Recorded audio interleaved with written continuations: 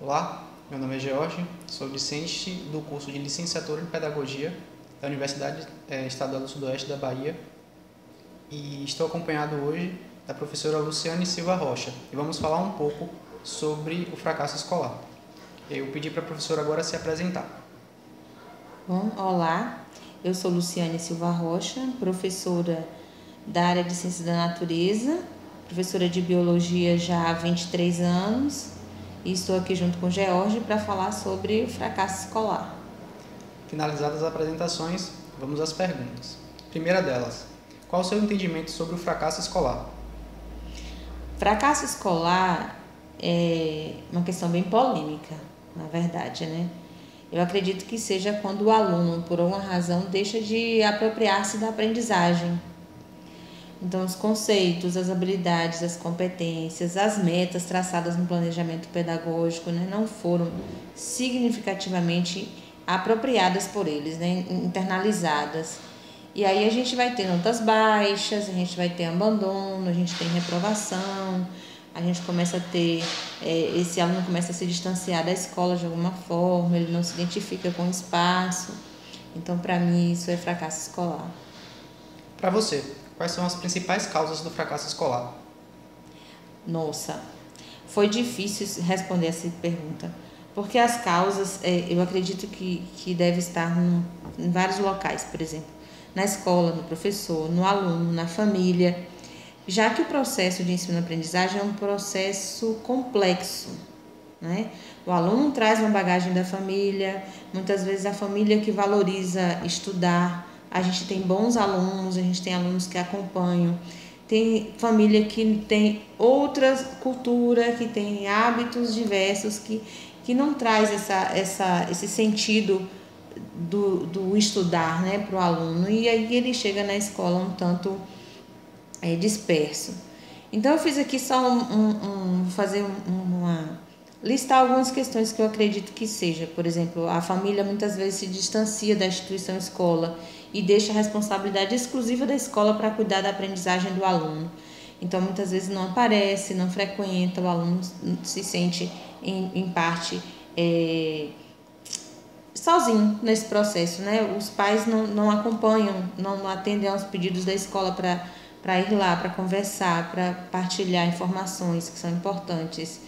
Muitas vezes a família é coadjuvante com o aluno para reivindicar coisas que não tem sentido, porque o professor fez prova tal, porque que brigou com não sei quem. Então, às vezes bota panos quentes, né, em atitudes do aluno que é errado e não concorda com a atitude da escola. Então, não há uma parceria.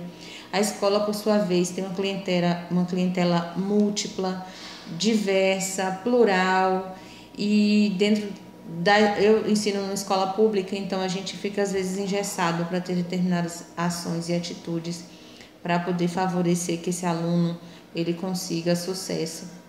O professor, por sua vez, também é preso a um contexto de espaço físico, de currículo, de demanda de trabalho, de salas de aula com muitos alunos, né, que tornam muitas vezes incapaz de observar e atender a necessidade individual de cada um.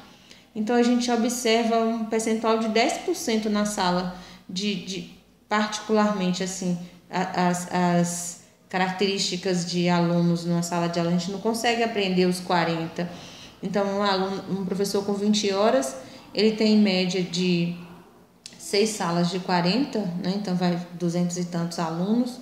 Não tem como a gente atender a demanda de necessidades de cada um. Esse é um problema, eu vejo, né, por mim, professora, e que fico preocupada com essa questão, porque por mais que a gente tente, a gente não consegue em 1 hora a aula semanal. É muito complicado. E o aluno, atualmente, ele encontra-se sem perspectiva, né? O que a educação pode me promover? Parece que ele está num vácuo, assim, no vazio, no limbo, que ele está passando aquela etapa ali, aquele processo, mas que não estabelece uma meta. Como eu trabalho com o ensino médio, eu falo com a minha realidade, né? Então, eles só se motivam, muitas vezes, quando já está na última série, na terceira série, é que muitos deles, vou fazer o vestibular, vou fazer o Enem. E é nesse momento que eles começam a ter um sentido para o ensino médio. mas não tem esse sentido quando entra na primeira série, não traz o sentido do estudo já desde a educação infantil, e isso é um problema. Essas são as causas que eu considero, né?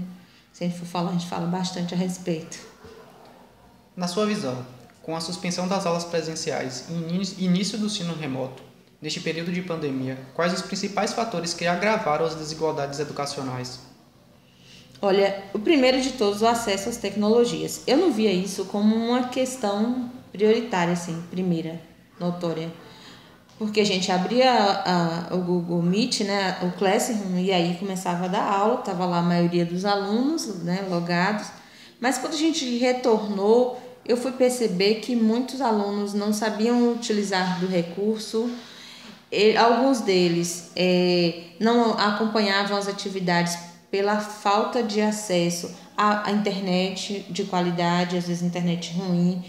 E muitos deles não se mostravam com essa dificuldade, não relatavam para a escola que tinham essa dificuldade ao acesso, né, do acesso às tecnologias. E por vergonha, né, muitos deles se sentiam envergonhados por não ter, envergonhados porque muitas vezes o professor pedia para abrir a câmera, eles não queriam aparecer, e tinha aquela questão da exposição virtual, aquele medo, aquele receio de se expor, de falar, de se apresentar, né? Era um contato muito impessoal e acabava ficando meio que muito hierarquizado, o professor e o aluno distante, não conheciam um o outro. Então isso eu acho que foi um problema. Quando às vezes muitos deles tinham o acesso, eles pareciam não motivados, né? Muitos deles relatavam que dormiam durante a aula, não se sentiam motivados a estar prestando atenção. Acredito que as aulas foram muito pouco interativas, né? No sentido de um processo de ensino-aprendizagem requer uma, como é que diz, uma reciprocidade, né? O professor leva uma proposta, discute, essa proposta muda de acordo com o que os alunos apresentam para ele, vai conversando. Então essa interação ela foi muito baixa. Então muitas vezes eu preparava a aula e aquela aula ficava do jeitinho que eu preparei, mas era uma aula sem um retorno. E eu me sentia muitas vezes frustrada também. Então eu acho que, e era uma novidade, né? Sem falar que era uma novidade, tanto para o professor quanto para o aluno. E por conta disso, eu acho que a dificuldade na época foi mesmo o acesso às tecnologias, com esses vários olhares, né? Do acesso mesmo à internet, de ter um celular ou de ter um notebook, de como você se apresenta nesse espaço virtual que é novo, né? Que é diferente para você, para o aluno e para o professor. Acho que essas foram as maiores dificuldades mesmo. Então, para você, o que fortaleceu essas desigualdades foi o acesso desses alunos para o acesso às tecnologias. Acesso às tecnologias. Isso. Quando a instituição da educação não possui um olhar atento para as diversas dificuldades apresentadas pelos alunos, elas contribuem para o fracasso escolar. Por quê? Sim, com certeza, né? Este aluno ele pode evadir, abandonar, ou mesmo permanecer na escola e sair dela sem levar nada de positivo, né? Sem ter um aprendizado efetivo, porque a escola ela não conseguiu chegar até ele. Então, com certeza, sim.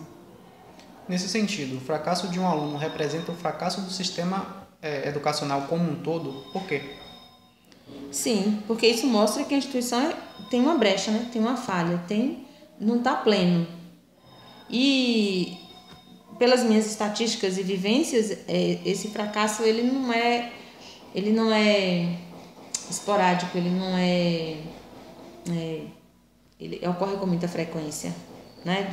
A gente tem muitos alunos que têm notas baixas e que passam por um conselho e que passam por outros artifícios, porque fez uma atividade muito mais simples, que às vezes não é uma atividade que colabora muito com o aprendizado, fez com um colega, copiou do colega.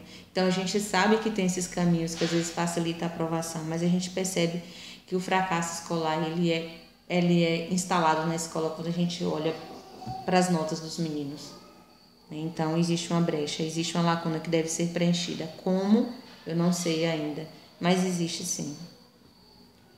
Quais são as principais ações a serem desenvolvidas no ambiente escolar para evitar o fracasso escolar?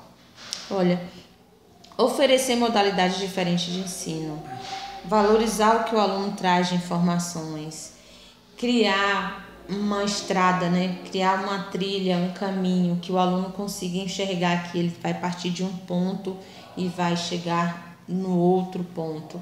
E que às vezes o mesmo ponto de partida, o ponto de partida não é o mesmo para todos os alunos, assim como o ponto de chegada também não. Mas que se ele avançou, isso foi positivo, sabe? E criar estratégia para aproximar mesmo a família da escola, né? Torná-los como coautores no processo de ensino-aprendizagem. Porque seu filho, ele não caminha sozinho, a gente faz a nossa parte, a família cobra, a família informa a importância disso, então é importante. E valorizar o profissional educador, né? Ele precisa de condições de trabalho ideal. E eu bato no martelo de que a gente tem salas com muitos alunos. Isso é desumano, porque a gente não consegue. O professor que é preocupado em ter qualidade de ensino, ele se sente frustrado muitas vezes quando ele não consegue atingir uma maioria.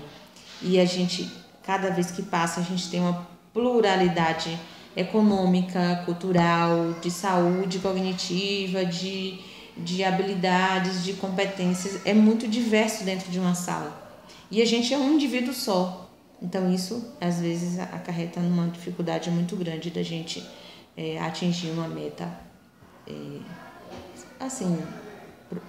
grande, né? Uma meta realmente significativa. O fracasso escolar é um reflexo de um modelo educacional que não oferece oportunidades para todos. A partir de seu conhecimento e de suas experiências, o que acredita ser necessário para enfrentar essa realidade? Então, existe uma política, uma campanha, né, de trazer todo aluno para a escola, toda criança para a escola, adolescente na escola, o lugar da criança e do adolescente é na escola. E realmente existe, é positiva. Mas quando ela está inserida no processo, parece que não há sentido para ela estar naquele espaço físico. Ela vai para lanchar, ela vai para conversar com os colegas, ela vai para ver alguém especial. Mas são poucos os que estão ali com uma postura de estudante. Eu estou aqui para estudar, eu estou aqui para aprender, eu estou aqui para contribuir com o professor, né? Então é muito raro quando a gente tem um aluno na sala que participa, que favorece o processo de ensino-aprendizagem, que colabora, né? E depois dessa pandemia parece que eles estão ainda mais perdidos no tempo e no espaço, né? Sem saber o que a escola representa para eles, e isso é complicado. Então a escola não tem a cara deles, não tem, parece que eles não se sentem representados ali naquele espaço. Então acredito que um trabalho colaborativo, onde o processo de ensino-aprendizagem possa ser construído tanto pelo professor quanto pelo aluno, isso ajuda. A escola, quando favorece a criação de projetos, né, isso também é muito bom, porque cada um se identifica com uma situação e se encaixa num projeto que o identifique, e isso é muito bom, muito positivo. E a gente passa a conhecer o aluno com outro olhar, que a gente fala, ele se desenvolveu bem nas artes, ele se desenvolveu bem, então ele vai criando motivação, ele vai criando autoestima, né? Então eu acho que ter flexibilidade dentro da escola no processo de ensino-aprendizagem também colabora bastante. Enfim, finalizamos nossa entrevista. Agradeço novamente a professora Luciane Silva Rocha por estar conversando com a gente um pouco sobre o fracasso escolar e até a próxima.